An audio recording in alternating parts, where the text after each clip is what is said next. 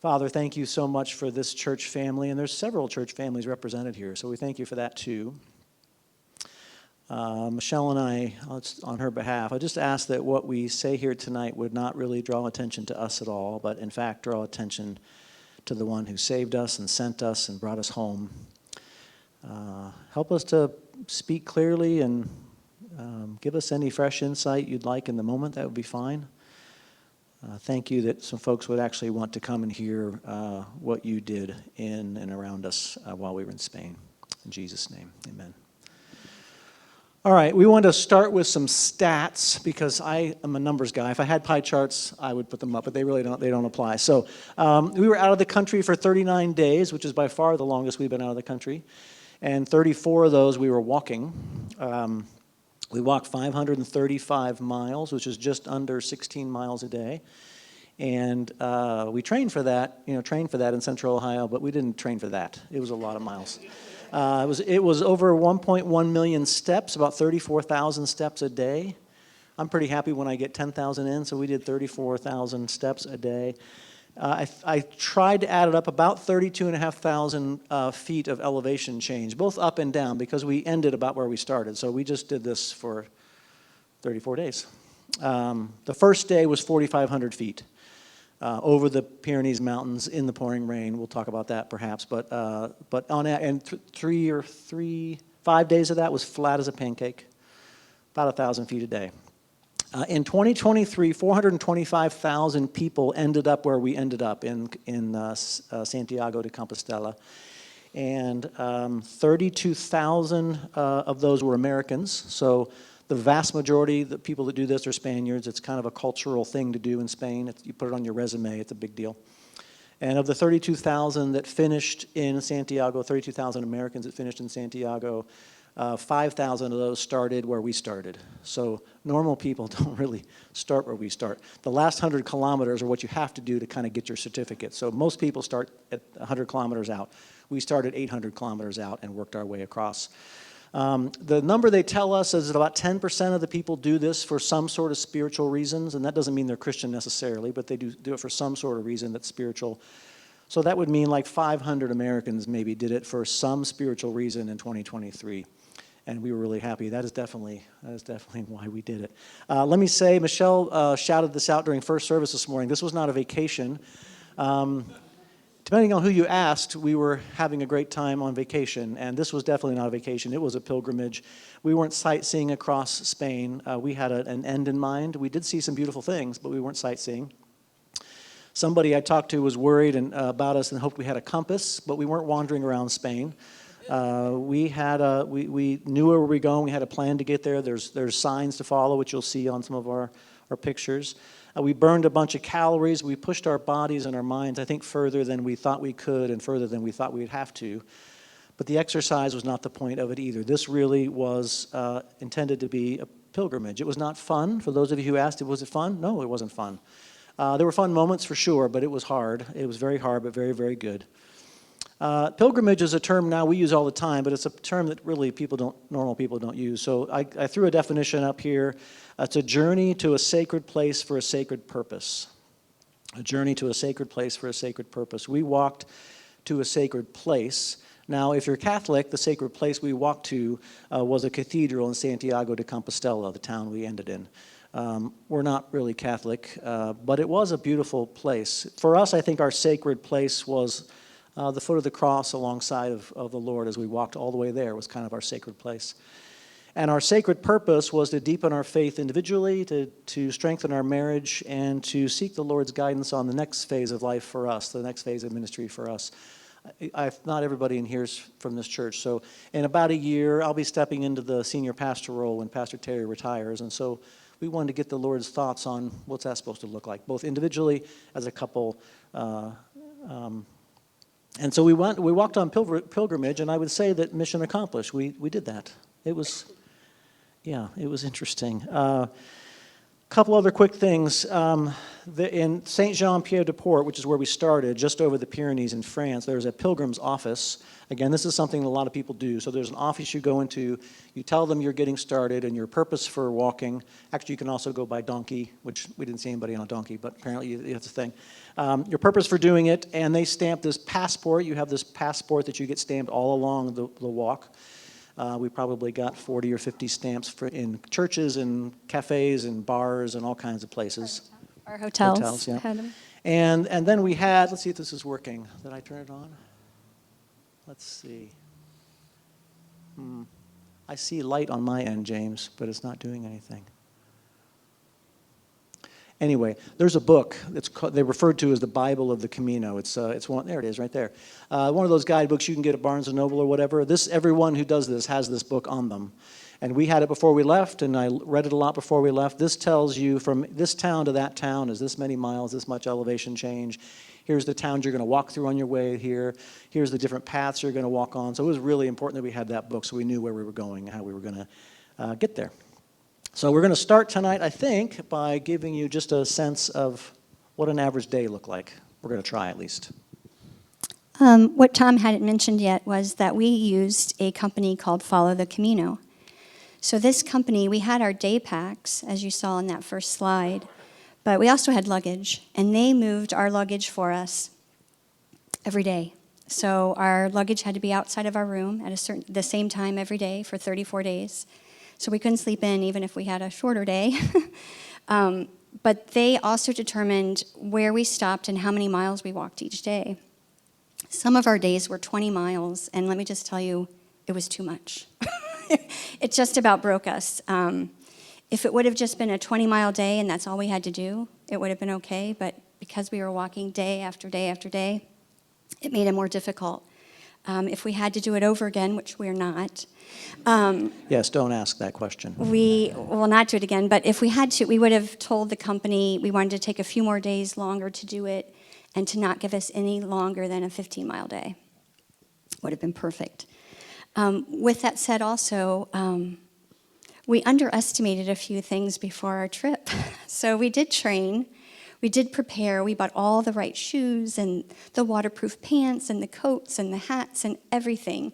And yeah, I'm just going to leave that there. But we purchased all this stuff and we trained, but we were underprepared for how much elevation there would be. We knew we'd be going over the Pyrenees Mountains, but I don't think we expected 1,000 feet of elevation on average every day.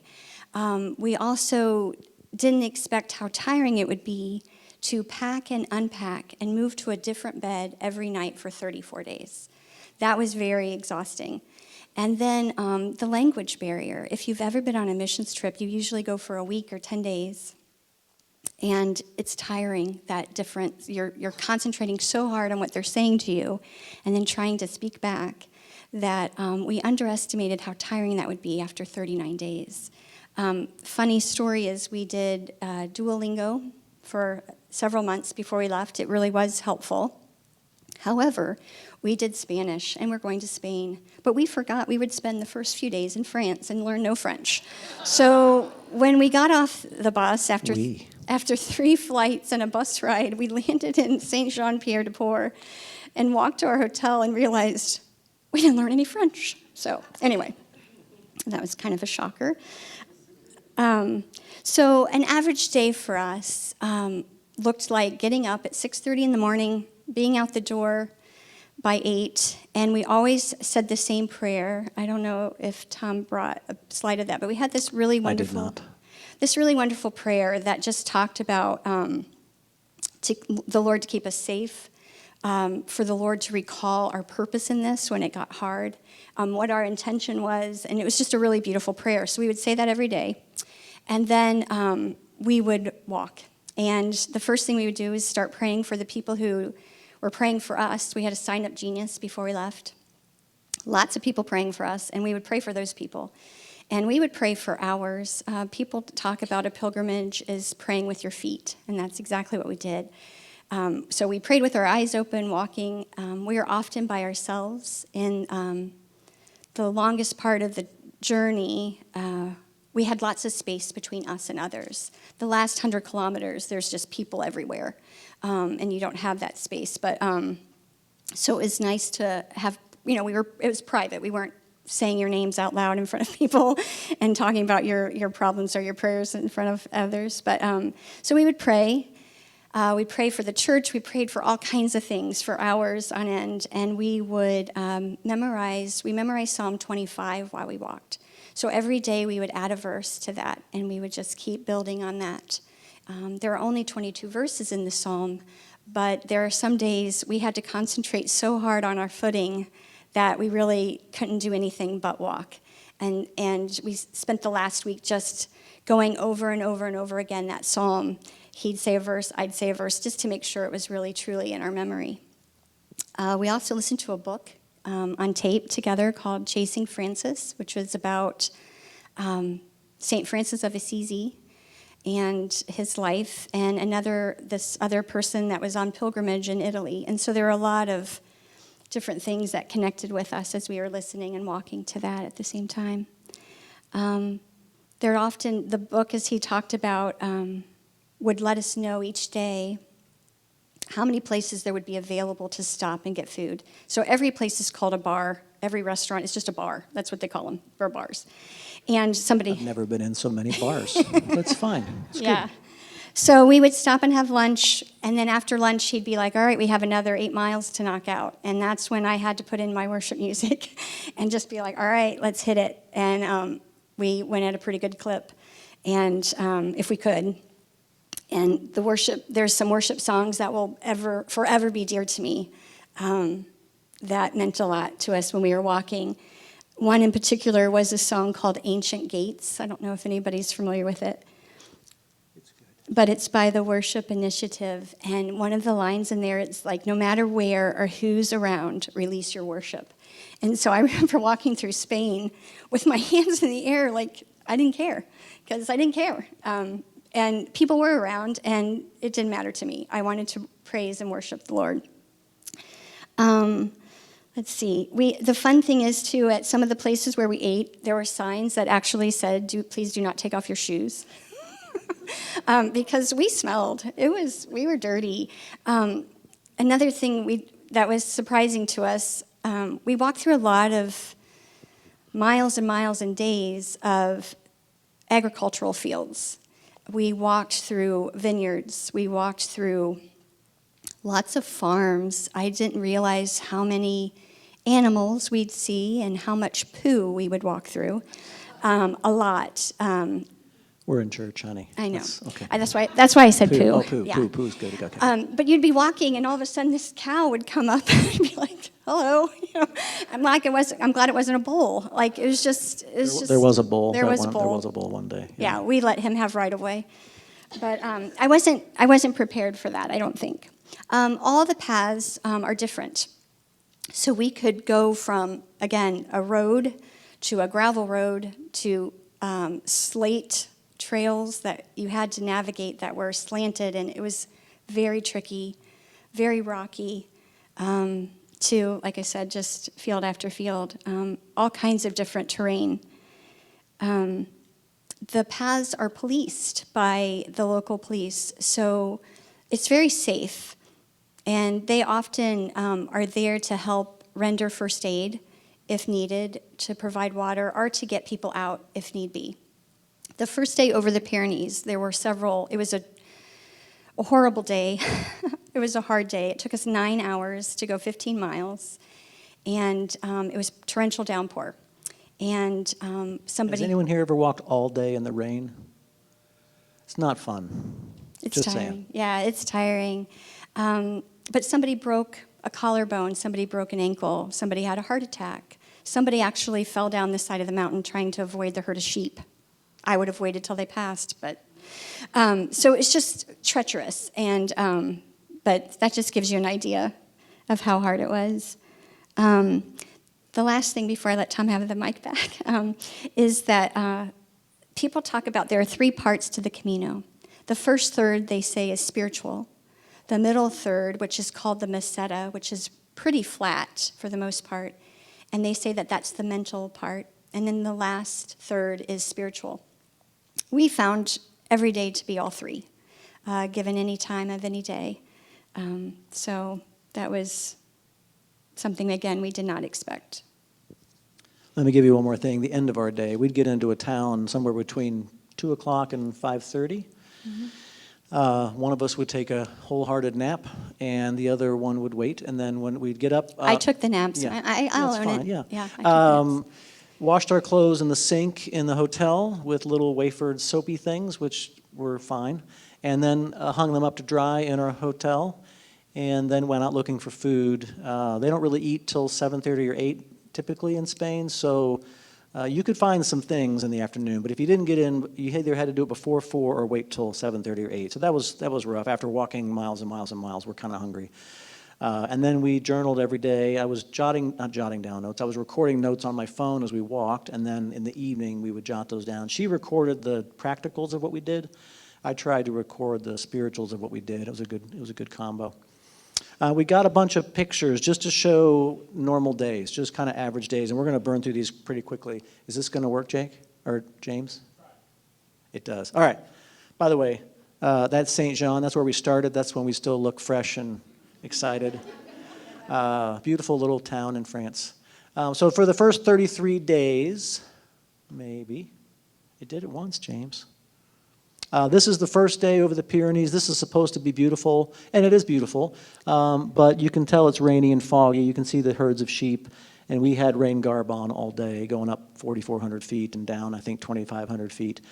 This particular part is over a road, one-lane road, which I don't know if we saw any cars or not, but it was a really, really brutally hard day. We got in at 5:30, muddy and wet and tired and thinking, what in the world have we done? But the next day was coming, and that's okay. Well, let me just add, too, that we were so wet because we could not have done this trip without poles.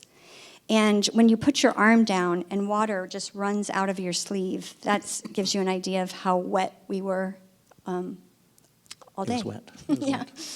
wet. Just a couple examples of trails. One of those is a park coming out of a decent-sized city. The other one is just a road going down into a small town. This is just an access road to some farmers' lands, which you see they've already taken the crops out for the year. And beautiful day.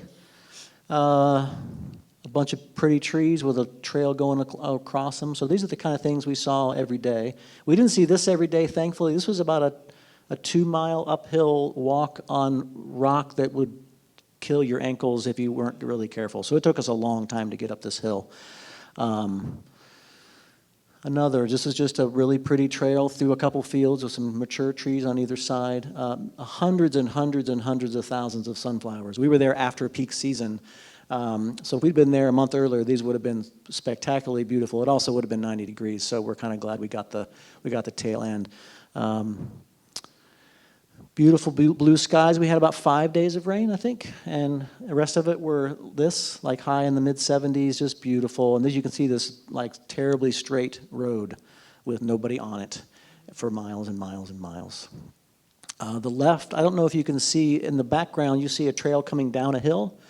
We walked down that hill and then waved down far, came back up, and someone said, hey, turn around, look, you should get a picture. So we did. And on the right, a lot of the big cities have statues put up just to kind of honor the pilgrims, and so you got to get your picture taken by one, because otherwise there's no proof that you were there. Wait for it. You can take over after this one. This, again, just another middle of nowhere, kind of scrub brush on either side. The one on the right is after we got into the last 100 kilometers and there's a lot more people. We were just trying to show a picture of what it looked like. That's 10 times as many people as we had the other 700 kilometers, so just a ton of people. Which it was okay, but honestly, if that was your only Camino experience, I think that would have been pretty disappointing. This is the wife half of a couple we met that was walking there from Nova Scotia, I think. We met people from all over the world, which was fascinating. That's Michele and her walking, and we're behind because they walk faster than us. You're going to take over here, right? Yes. This is like, after this one, you're going to talk. After this one, this is a classic Camino picture because you can see the road goes way up straight and then curves and goes up over this hill, and you can see some people. So a lot of people take a picture in this spot just because it gives you a sense of Well, we're getting closer, but we don't know what's over that hill. And we could never decide, do we want to know what's over the hill, or we just want to be surprised, because it can be disappointing when you get over the hill and there's just another hill over and over and over again. You go. More paths. More paths. Sometimes we were walking right along the road. This is more mountains. This day was a beautiful day when we were walking through the mountains. It was a hard day. This shows you how narrow some of the paths were, but they do keep them well manicured. So like the day we were walking through here, they were trimming and making it be passable because it wasn't at the time. So this is just another path, very difficult downhill on loose rocks. We took our time. It was awful. But we didn't hurt ourselves. Well, we did, but not too badly. This gives you an idea of like walking up to a town, and that shows one of the places to stop and get refreshments and lunch. And that's just Tom sitting, looking at our view as we take a break. This is a famous, if you've ever heard or seen anything about the Camino, this is a famous place coming out of Pamplona, where many pilgrims take their picture, and it's honored to the pilgrims. They do a really good job of taking care of the pilgrims, if you will. There are oftentimes picnic tables or benches for us to sit and rest at. There were not restrooms, but there were benches and picnic tables and things like that, and they do honor the pilgrims quite well. If you'd like to ask about the restroom thing later, that's fine. You can probably figure it out, but just in case, you can ask. Pretty typical small towns, yeah? Yeah, the neat thing about the small towns, we were in some really small towns, like you guys, it was like population 60. And sometimes we'd stay overnight there. And on those times, we wouldn't have to go out looking for food because the only option was what they called a pilgrim's meal that was offered at the place where we stayed, and it wasn't very good. We had a couple options to choose from, but it just wasn't very, very tasty. But We had like they fed us. a bar, restaurant on the bottom. Above it might be 3 or 4 or 5 rooms, and that's kind of it. That's what we did for the day. Beautiful. And this is a typical path. This shows you signs of how the path was marked for us. So in the smaller towns too, which you'll see probably a picture of later, they're actually like the arrow or the shell is actually on the side of a building, so you can find your way through a town. The hardest times to find our way was honestly in the larger cities because there's just so much going on. You'd be like, it was almost like a scavenger hunt every day trying to find the arrows. And we only went the wrong way one time, and luckily a local person, gentleman, said, no, no, no, no, no. And he told us to go back, and so we were thankful for that. We didn't go too far out of our way that day. This is an interesting picture because that's the town we were ending up in that night. That's encouraging. But if you keep looking, you'll see a road going up along that hill. That's where we're going the next day, which was not as encouraging, but still, at least it let us know. And a pretty classic entrance to a little town. That's just some cute girl I met on the trail. Isn't that a nice picture of her? Keep going. Okay. This just shows the vineyards. The vineyards were actually being harvested. We didn't see them being harvested, but we would see trucks full of grapes, and we were told it was harvesting season. We were hoping to see how they did it, but we didn't get to do that. But we did stop and eat some grapes, and they were delicious. And Tom enjoyed the wine. The wine was $2 a glass, so it's really cheap, cheaper than water there. This was a monastery that we stayed at one night that they had turned into a hotel, which was beautiful. Sometimes our rooms were like a dorm room. It literally had 2 twin beds and a nightstand and a bathroom. We always insisted that we had our own room and our own bath. There are several places for pilgrims to stay where you share a room with 20 people in bunk beds and you all share a bathroom, and that we weren't into that. So this is a typical room. This was one of the nice rooms in the monasteries, I think. Yeah. Because some of the rooms are really barren, literally like in a dorm room. This was a cool one. I really like bridges. Don't ask why, I just do. This is one, and when I see things like this, I think how many, probably millions of people have walked over that bridge. By the way, this pilgrimage started in the 12th century, and there's a whole background to it, but people have been doing this for a very, very long time. So a lot of people have walked over that bridge over many years. We also walked along some original Roman roads, which sounds neat, but they were not fun to walk over. This was a bigger bridge. It was pouring down rain, and that's a lot of wind. So coming over a another big thing bridge. too is all the wind and the elements and the sun even hit us only from the west. And on the left-hand side, I mean, we even felt it on our hands and our faces. And so when it was raining, it wasn't like you could just put your head down. You had to just kind of grin and bear it. And right as soon as we got over this bridge, I actually sighed because there was nothing but straight stairs going up to the town. And I'm just like, really? Like, And it rained all evening. It would have been a cool town, Yeah. but it rained all evening. yeah. So the first 33 days was just that, over and over and over again, all kinds of different terrains and landscapes and big cities and little towns and farms and poo, as I heard that word a lot while we were gone. There was a lot of it, poo. Yeah, I Tom. know, yeah. The 34th day was unique, and Michelle, she's going to tell you about the 34th day. So, so we had a lot of we probably had 3.5 weeks of good weather. But something I didn't think about before I went to Spain, but Spain gets hurricanes. And Hurricane Kirk was hitting Spain when we were there. So the last 4 days we had rain. We never really dried out because we just didn't have time to. And it didn't really matter because as soon as you were out the door, 5 minutes later, you're wet. So this was our last morning, and the night before, we could hear the 60-mile-an-hour winds. They had 2 inches of rain. It was beating against our room in our hotel, and we're just like, is it even? When you talk to a lot of other pilgrims, and we're like, is it even safe to walk through the woods with 60-mile-an-hour winds and this rain with a hurricane? And so we decided to hang back a little bit that day. And our luggage went on without us. It's our last day. I'm like, we have to walk. So our hotel then loses power, and we're like, okay.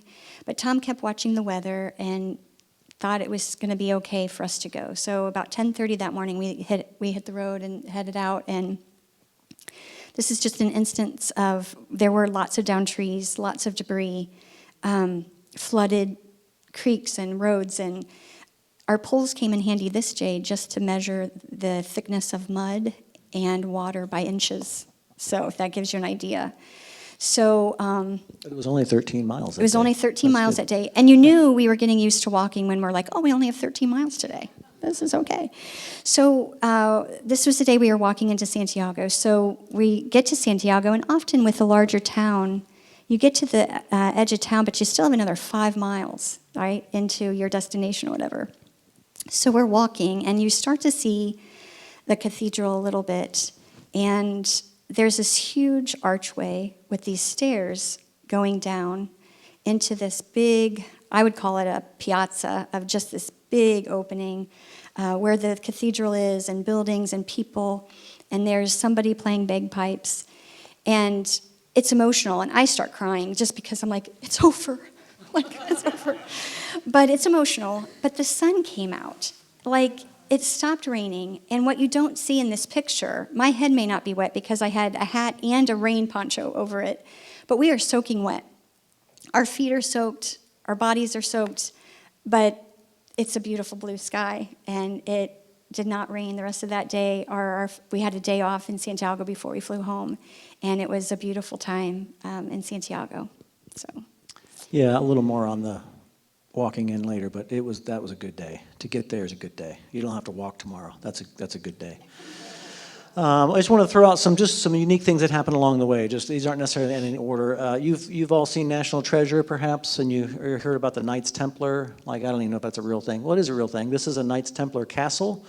Apparently, one of their roles back in the early centuries was to protect the pilgrims from getting attacked and killed and mugged and all that kind of stuff. So we got to see a Templar castle. There's a famous architect named Gaudi. Did I pronounce that right? Anyone ever heard of Gaudi? Oh. This was the Gaudi Palace. We stayed in the Gaudi Hotel. So in some of the big cities, we stayed in really nice hotels. Every place else, not so much. So we were across the street from this. This was our view out of our hotel. Just a beautiful place. Whoa, that was fast.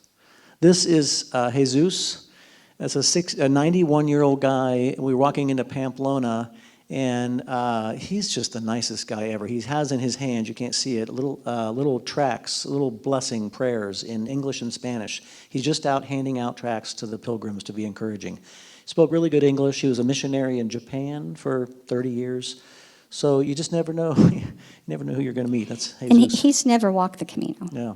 He's just blessing the pilgrims. And everybody knows you're a pilgrim. For one thing, you have a backpack on, but our backpacks have shells. And that denotes the pilgrims from just somebody backpacking across Europe. Yeah, he was a great guy. See, Michele? These are all over the landscape, and I can't even imagine how they get those up there. But for perspective, Michele's like 5'7", and those bales are taller than that. Each one of those bales is like 10 of our bales, and those giant stacks we saw 50 of them and had to get a picture. I don't know why that's efficient, but apparently it is. Oh, this is a stork's nest. So we kept seeing all these huge nests on the church steeples, and so we finally had to ask somebody. And they said they're stork nests, and the stork go to South Africa for winter, but they return to the same nest every year. And the towns think that it's good luck, so they leave them up, and storks come and bring their babies. That's what storks do. We saw a lot of beautiful churches, cathedrals. This is where we ended up. This was obviously taken at night. Where's this one, Michele? She knows these things. This is in Lyon. Lyon. One in Burgos, I think. Just beautiful big churches. And after a while, they start to blend in. These are the insides of a couple of them. Everybody's got a different thing that floats their boat. They're beautiful, but in our mind, they just kind of got A, repetitive, and B, like we got these would take hundreds of years to build. Meanwhile, literally in the streets outside, there's probably people starving. So there's a little bit of weird stuff going on with these giant churches. But we wanted to show you two that we really, really liked. This was one in some small town. By the way, you can see the little yellow arrow point painted on the edge of that building. That's the inexpensive way to tell people which way to walk. We're just walking by it, and we tried to go in every church that was open. And we went in here, and there's these two little nuns. One spoke Spanish. Thankfully, one spoke English. And what they do all day, every day, is they're inside this church. And when pilgrims come in, and after they get done praying or whatever they do, the nuns put their hands on your heads and pray a blessing over you.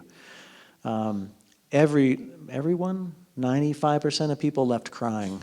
Just beautiful that these two sweet little nuns wanted to bless all the people who came into this little church. And this one, this was off the path, maybe 50 yards or so. I think 11th century church. In the States, this would be encased in glass and you wouldn't actually be able to go in. But you could go in, which is maybe not safe, but it was fun. And we really love the simplicity, the outside and the inside of this church. It's two altars, it's a cross. I'm sure at some point there were pews or something in there. Comparing it to these giant cathedrals with all the gold and all the everything, these just seemed right to us. Like this is the kind of church that Jesus would have felt at home in. And there were several more little ones that we didn't have time to show you all, but trust us, they were pretty sweet. You're up. This is a nice story. So this was one of the places, an oasis, if you will, where we're walking out of a large city, and this is in the warehouse district, where this man just set up this place for pilgrims. There was a restroom, and he had refreshments, all donation. But he also had a map of the world. And I got to put a pin in Columbus, Ohio, because there wasn't one in there yet. But it was just a good idea of where people were coming from. And we were kind of surprised by a few of the areas that were heavily populated by pilgrims. Yeah, a lot of Australians, a lot of Central Americans. I don't know geography, but you'll see South America on the lower right-hand side. What is that? You're not geography people either, I get it. Anyway, this is just 2 months. These are people that have walked by over 2 months. Over 2 months, yeah. Just a fun visual to see what things look like. There's another one, yeah. This is another part. So this is in the boring, flat, dusty part of the Meseta, and somebody had just set this up for the pilgrims. Again, it was all donation. It was snacks. It was juice. It was coffee. And it's just a very nice way of honoring them. The lids are on everything because Yes, we had black flies. It was the only bug that really bugged us, that bothered us. Let me see what you did there. Yeah. There were a few days that they were extremely annoying and would fly right into your face and your ears and just be in your way. We knew the people that had done the Camino before because they had brought things for over their faces. And I'm like, that is so smart. By the way, if you've not seen the movie called The Way, if you want to get a feel of the vibe of what we did, The Way is a pretty good movie to watch. And in that movie, you'll see this, it's called the Iron Cross. The idea is to bring a rock from wherever you're from, bring it with you. The rock would symbolize a sin you struggle to get rid of, or a burden you're carrying, sometimes a memory of a loved one. And to carry it to the Camino, find this hillside, find that cross, and place your rock on the pile of other rocks that are there. So it too was a very somber place. A lot of people crying, hugging. You can't see it, but a lot of pictures of loved ones on those rocks. You've heard me, if you go to church here, you've heard me talk before. The sin that's plagued me since I was a little boy is fear, and I hope we'll find out once and for all. I may have left that in Spain, so it's a long ways away. I can't go back and get it. Quick story. So 100 feet away from this, there's about 4 young people in their 20s. It's 10:30 in the morning, and they popped open a glass or a bottle of wine, and it's somebody's birthday, so they're singing happy birthday and cheering, and Michele is the birthday queen. Like, she loves birthdays. But there's people crying. This is not a party place. So I got to test out my newfound lack of fear I don't do this. I went over to them and very nicely said, hey, there's a lot of people that are struggling right around here. Maybe this isn't the best place to have a birthday party. And they were very kind and gracious and moved on. But it was a moving place. The unfortunate part about it is once you're done with the sentiment, you got to go walk another, 8 miles, which is kind of a bummer.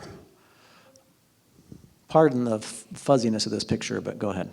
This is a fun story. So there are often in the small towns, well, in every town really, there's a Pilgrim's Mass, like in the evening. And we went to one, I just thought about this the other day, we went to one in France the day before we left. So we went to one in French.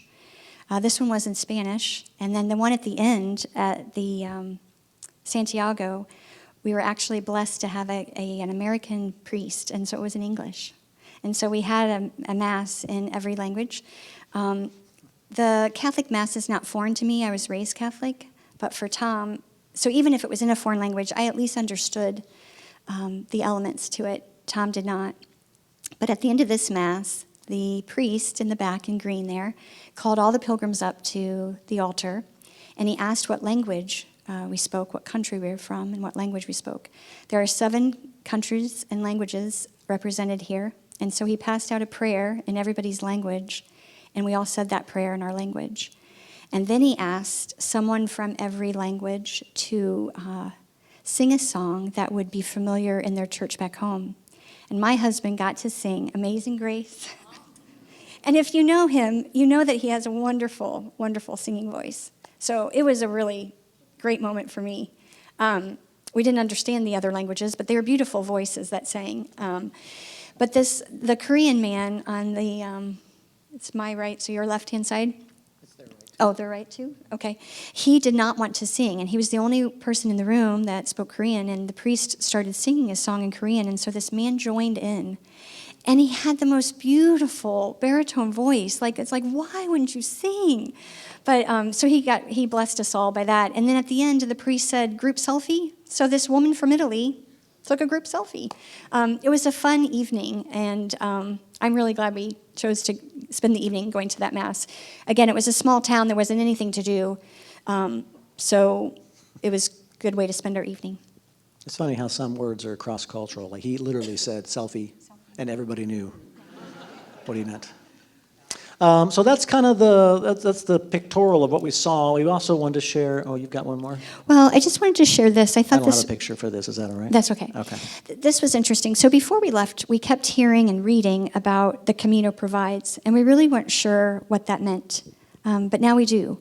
And along our walk, Tom had lost pretty early on his sunglasses, whether we left them at a bar, whether we left them lost him along the trail. We don't know, but he didn't have him anymore. So we were mentioning to some friends that we met that we will be friends with forever. They live in Seattle, Washington. Hi, Linda and Gary, because they're going to watch this. Gary said, Tom, I have 3 pair of sunglasses. I'll give you a pair. So he gave him a pair of sunglasses because we were going to have to wait until we got to a large city to find another pair. And then another couple that we met from the UK, Helen and Martin, we were talking with them at dinner one night that one of the monasteries we had stayed in was a beautiful place to stay, but our bathroom was right when you walked in the front door, and then we had 13 stairs up to our bed. And I said, I'm going to break my neck going to the bathroom in the middle of the night. And it's dark wood. Like I had to use a flashlight on my phone. So the next town that we saw them in, Martin had gone to a hardware store and bought us a nightlight for our bathroom. And then after we hit October, it started to get cold in the mornings, and so my hands were cold in the morning, and I'm like, I wish I would have brought a pair of gloves because you needed to use your poles. And this woman said, I brought 2 pair, here's a pair, and she gave me a pair of her gloves. So now we understand what it means when they say the Camino provides. It really did. All right, 6:15. So about 15 minutes maybe. We just want to spin through, that was the practical side. Some of the things that the Lord seemed to impress on us, in some cases over and over and over again throughout 34 days of walking. The one is, I'm going to start with the importance of having a purpose and a plan in life. As I said when we started, we set out with a specific goal in mind. We're going to walk from here to there, and it's going to take this many days, and we're going to make it. Somebody on our staff team asked, did we ever think we wouldn't finish? I'm like, no, we didn't think we would finish. We're going to finish. That was the plan. But I think as Christians, oftentimes we walk through life without any particular plan in mind. We're just kind of doing our day, and tomorrow's another day, and the day after that's another day, without any specific end game in mind. And it seemed appropriate to us as we walked that as followers of Christ, walking on pilgrimage, if you were, to not just wander around, but to have an end game in mind, and also to have a plan to get there. You all, well, you're not all old enough to know this, but most of you are old enough to know this. But if you don't have a plan, you can have all the great intentions in the world. But you got to figure out how you're actually going to make it happen, how you're actually going to carry it out. And so we planned a lot before we left. We read that book. We obviously booked flights and found this company to help us out, bought all the right stuff. We had a plan in place to get this thing done. And so the encouragement we had from the Lord that we want to pass on to you is if you don't have a specific plan in mind with your faith, a place you're headed, the kind of person you want to be at your funeral when someone talks about the kind of person you were, get one in your mind. And that's nice to have one in your mind, but if you don't have a plan to get there, you're probably not going to get there. You're just going to end up wandering out. So have a purpose and a plan is one of them. Another thing we learned was pain. We were in pain. The first couple weeks, I had developed, actually after the first 4 days, I developed shin splints. And I haven't had those since high school. But everybody in the evenings, the pilgrims, we all changed into our sandals and we're all walking around in pain. And we were waiting for the pharmacy to open. And they open for the pilgrims and people line up with all their problems. And you have your Google Translate because I didn't know how to say shin splints in Spanish. And they help you. But what I was reminded of is we saw some people that had terrible, terrible blisters. We never got any blisters. They were losing toenails. People couldn't walk for a few days. They would take a taxi to the next town. But for the most part, people were still getting up and walking the next day in pain. And it was a good reminder to us that everyone in this world, everyone in this life, walks with some sort of pain, but you keep walking.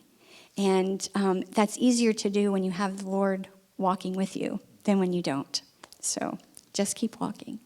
Yeah, not to assume that you know what someone else's pain is. You're probably going to need to walk with them for a while to figure out what their pain is and how you might be of help as well. Another one was to find your pace. If you're in our life group, there's a couple of people from life group are thinking, oh, here we go again. Before we left, we had all these P words, words that start with P, and so that's what you're getting from me. Find your pace. Everyone's got a different pace. Every person has a different pace. Every family has a different pace. Every church has a different pace. This kept repeating itself over and over again as well because when we were training, Michele tends to walk faster than I do, and I knew if we walk too fast, that's not good. We're going to wear ourselves out. And so she asked me, instead of telling her to stop walking so fast, she said, just say pace. So that's what I did, just pace, like slow down a little bit. But my IT band was hurting after the first day. I don't know why. It was only 3,000 feet up, but it started hurting. I called Dr. J. Martin, one of our elders here, and he told me, it's probably your IT band. It'll probably be fine, but you're going to have to find a different way to walk. A different way to walk. Or stop walking, which I couldn't do that, and ice it, which I couldn't do that. And then her shin splints. And so I did start walking differently. I started taking really small steps downhill, so I didn't have to bend my right leg. I could just have it go straight down. And uphill, I would walk sideways and with going to my left so that my left leg could bend and go uphill, and my right leg I could just drag up. Now, I'm sure I looked like a weirdo, but it hurt a lot less. And in 4 or 5 days, it stopped hurting altogether. And so when Michelle's shin splints were hurting, I thought, well, I'll pass along this great wisdom from Dr. J. You probably need to find a different way to walk, a different pace, a different stride, something different. And Michele said, I don't know any other way to walk. to which I thought, That'll preach. That'll preach. A lot of Christians, I think, and ourselves included, a lot of Christians, they know one way to live out their Christian faith. This is the way I've done it for years. This is the translation I read. This is how I pray. This is where I go to church. This is over and over and over again. Whether or not it works or not, whether or not they're finding success in that or not, whether or not it hurts the people around them, they know one way to walk. And so my encouragement to us and to all of you is to try something new. Try to walk a different way. If what you've been trying for the last year or 10 years or 30 years isn't producing the results in you that you think you wanted to see, maybe find a different way to walk with the Holy Spirit so He can do in you what you could never do on your own. So try something new. Find your own pace. Find your family's pace. If you want to do something different, you're probably going to have to try something you've never tried before. So try something new. Another P word is posture. So when we were training, Tom would often tell me, Michele, you got to look up. I'd often put my head down. And I realized, and on the Camino I did that too some, and when I did that, my back would hurt, my shoulders would hurt from my backpack, my day pack. And it was a good reminder to, I'm a hard worker, so I put my head down and I just plow through whatever it is I'm doing with my head down. But when you don't put your head up, you miss what's around you, and sometimes you need to look up. You need to look up to the Lord for help, and it was a good reminder to don't just plow through life to get through it, but your posture is important, and your posture should be before the Lord. And if you look up, you'll see some amazing things, beautiful things. We did while we were walking. We did when we got back home. The last one for me is when we walked into Santiago, we told you it was a pretty emotional thing for a lot of reasons. We didn't have to walk tomorrow. We're done, all kinds of good things. But one of the reasons was it's just beautiful. It's absolutely stunningly beautiful. And again, I'm standing there thinking, well, that'll preach. Because as beautiful as it was, I was thinking to myself, there will become a day when we walk into our home, our final home, our heavenly home. And the beauty of that day compared to the beauty we had in that moment it's unthinkable. There'll come a day when we fall on our face. It's so beautiful, so unthinkably beautiful. Never a reason to cry again. Never a tear needs wiped away. Nothing to worry about or lament. And so the overwhelming nature of that hit me there. Along the way, about 2 weeks in, we got tired of walking and eating the food that really wasn't very good and sleeping in strange beds and walking. We wanted to be home. I just want to go home. I want to sleep in my bed and see my people and eat my food. But we weren't ready to go home yet because we weren't finished. And so to leave this with you, that don't get too uncomfortable here. Don't get too discouraged here. This is pretty temporary, very, very temporary. But also not to get too comfortable here. It's very temporary. And most of us live in relative comfort, certainly to the rest of the world. But many of us also walk around in a lot of pain. So don't get too discouraged. Don't get too comfortable. This is not where we are going to end up. This is not our final home. Our final home is 1 billion times better than this. So a little bit to the posture, keep looking up, but also just keep in mind, we're not home yet. We're not home yet. And I just had a couple more things. Maybe I should have said these before you said that. We should have left them on that. It's okay. So a lot of older women, and when I say older women, I mean my age and older, do this alone, which may sound surprising, but it's very safe. As I said before, it's patrolled. But what we found was these women were never really alone. They often would join with another woman walking alone. We'd see them in the evening eating with a group of people. They weren't eating alone. And it was a good reminder that we're not meant to go through this life alone. You're meant to go through this life through community. And that's what they were getting, even though their intention was to be alone. So that was a good reminder. The thing that kept hitting me as I would walk in the afternoons to my worship music without Tom Really fast. was the Lord kept saying to me, first of all, be bolder in your faith to share it. Just be bold. You have nothing to lose. So just be bold about sharing. And people don't invest. I'm sorry, I'm getting emotional.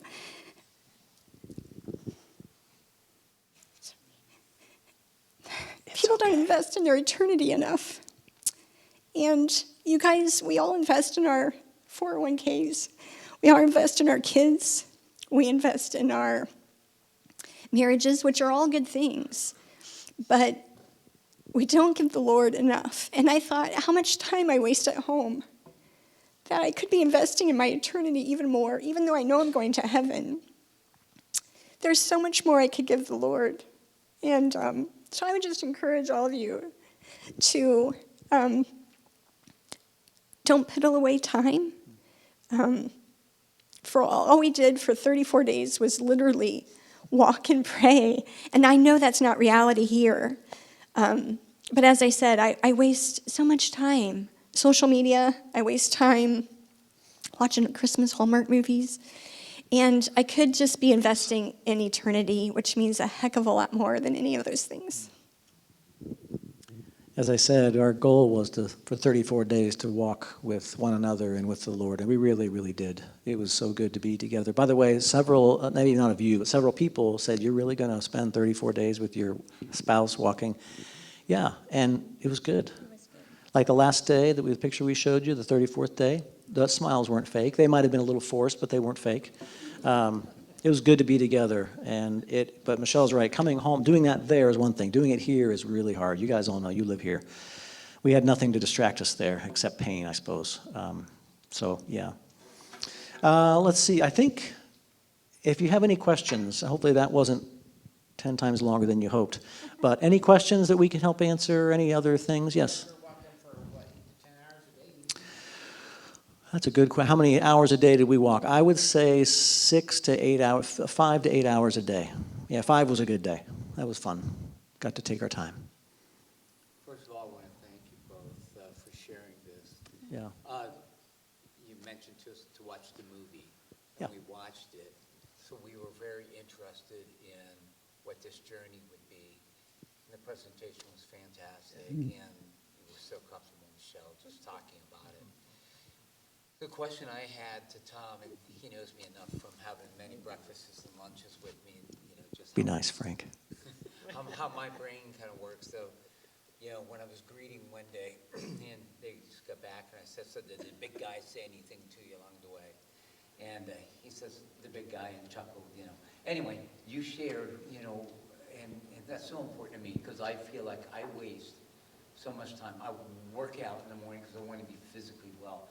I learn hundreds of songs, but I don't invest in enough of my eternity. So that was huge for me tonight to hear that.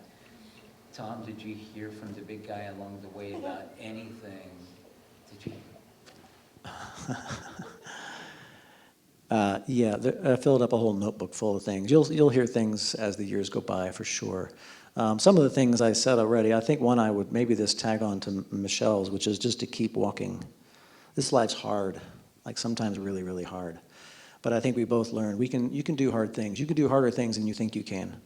But you can't sit still for very long for a lot of reasons. You just gotta keep walking. And I ran that by Dr. J, who said that's what he tells his patients, or what he told his patients, that who have anxiety and depression. It's hard to get out of bed some days. You gotta get out of bed, and you gotta get showered and get dressed and keep walking. So for anybody here or people you know are in a lot of pain and walking is hard, I mean, maybe literally walking, but life is hard, encourage them to keep walking and walk alongside them. Find out what that pain is and help them. Be helpful. Yeah.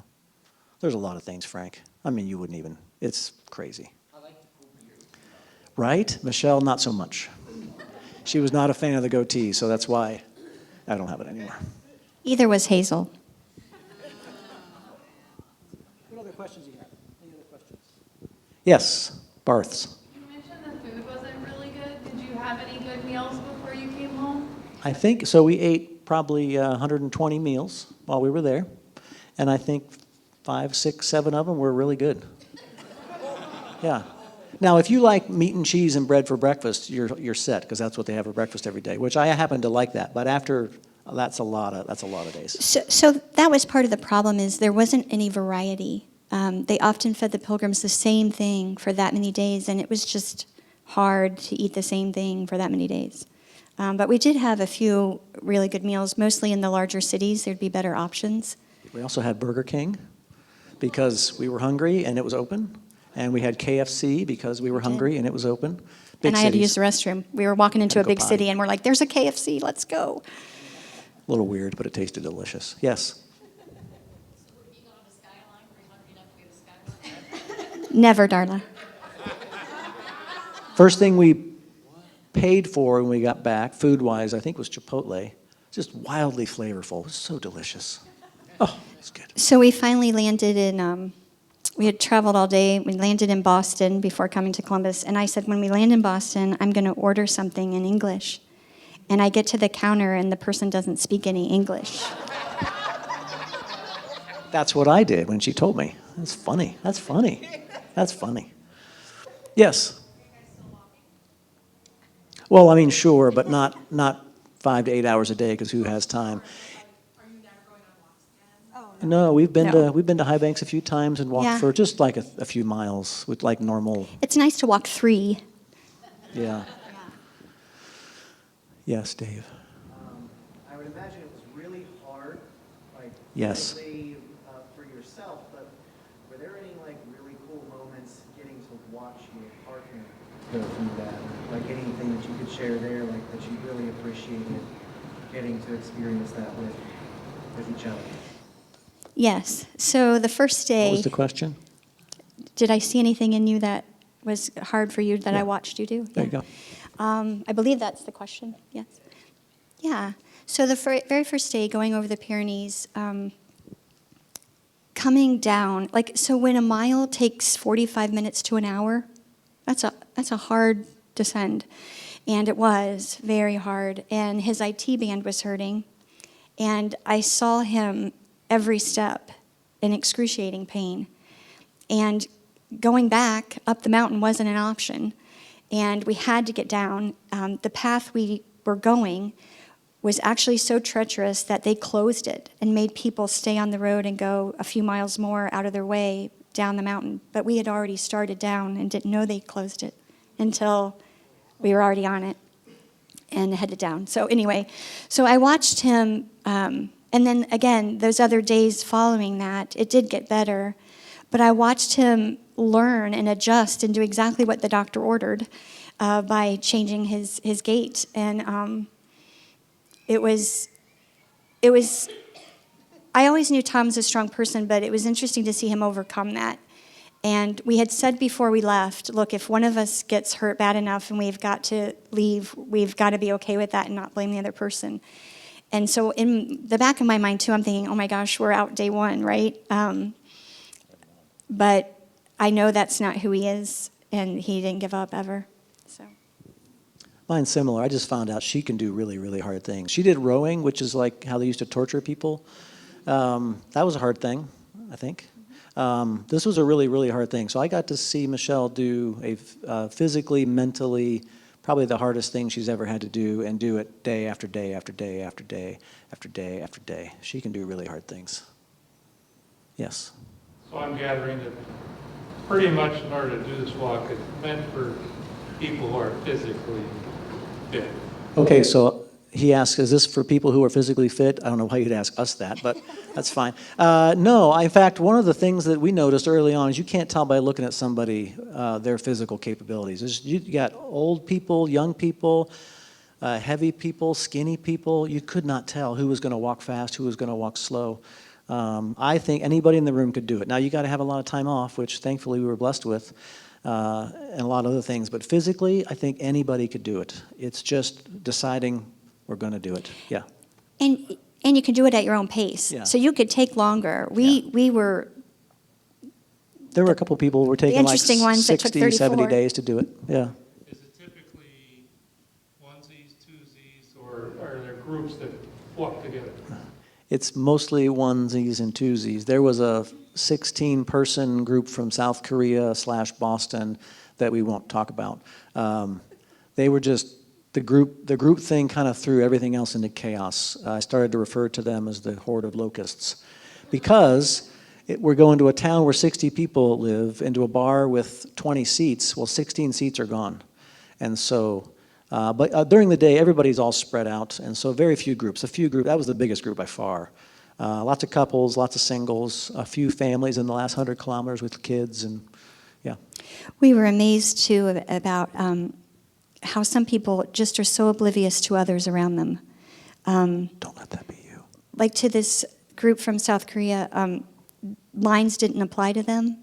And so if people were in line for food, they'd go right up to the counter. And oftentimes, that was all the food that they made for that day. So they would run out.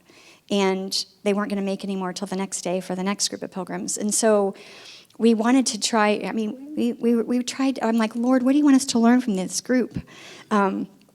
But we often found ourselves, while they were doing their morning stretches in the town square, we'd be like, let's go, and try to keep ahead of them just to make sure that we could sit down, that we could have something to eat, that sort of thing. But I kept thinking, well, if they walk with us the whole time and walk into Santiago with us, then we're going to celebrate with them.